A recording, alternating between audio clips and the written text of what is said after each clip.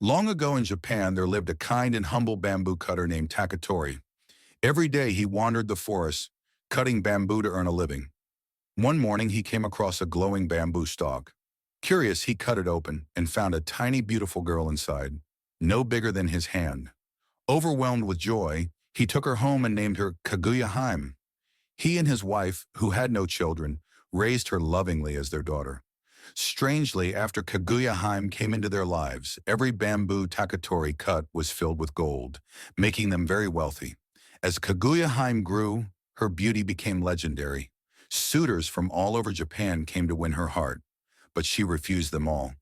Even when the emperor himself tried to court her, she politely declined. Her heart seemed distant, as if it longed for a place far away.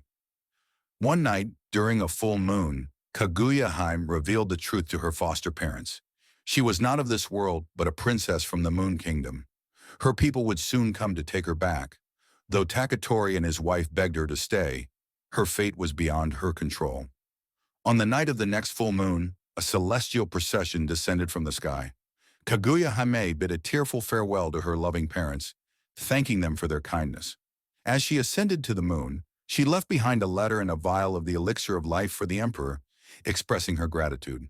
However, the emperor, heartbroken, ordered the elixir to be burned on Mount Fuji, hoping his longing for Kaguya Hime would ascend to the heavens with the smoke. To this day, it is said that the smoke rising from Mount Fuji carries the memory of Kaguya Hime's story, a tale of love, loss, and the unbreakable bond of family. Thank you for watching this story. Please comment and share.